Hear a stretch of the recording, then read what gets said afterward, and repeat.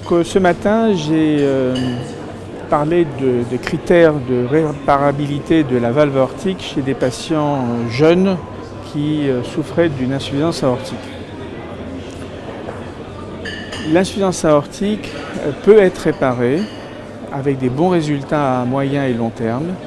Et chez les sujets jeunes, cela a un avantage énorme pour les patients, c'est d'avoir une vie normale, à l'instar de ce qui se passe pour les plasties mitrales, c'est-à-dire que les malades n'ont pas de traitement anticoagulant. En effet, chez des sujets jeunes, de moins de 40 ans ou 50 ans, on n'a pas encore un âge suffisant pour proposer des bioprothèses et ce sont des patients qui habituellement bénéficient d'une valve aortique mécanique avec tous les inconvénients du traitement anticoagulant et ses risques hémorragiques.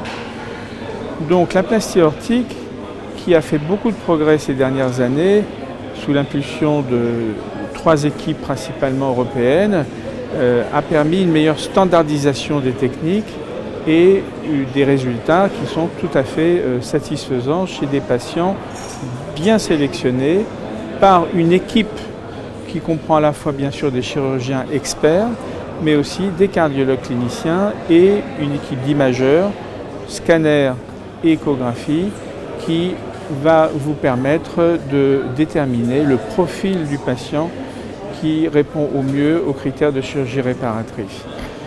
Il faut d'abord regarder le phénotype aortique, les distinguer des IA isolés avec des aortes tout à fait normales, des IA avec une dystrophie et une dilatation de la racine aortique et des patients qui ont une IA avec des dilatations de l'aorte sus-tubulaire.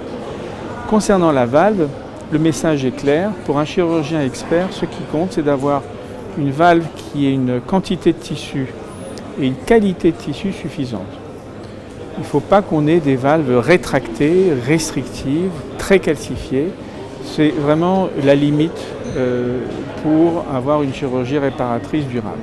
Si bien que si on doit conclure, les patients, quel que soit le phénotype aortique, quel que soit le type de dysfonction valvulaire, mais sans rétraction, eh bien, ce sont des bonnes indications de chirurgie réparatrice dans des mains expertes et pour des patients jeunes.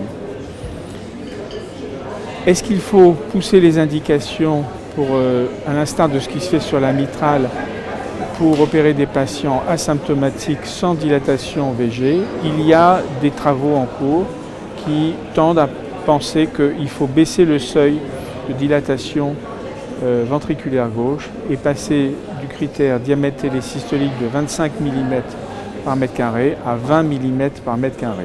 Cette donnée demande confirmation et on verra ce que donnent les nouvelles recommandations à l'avenir.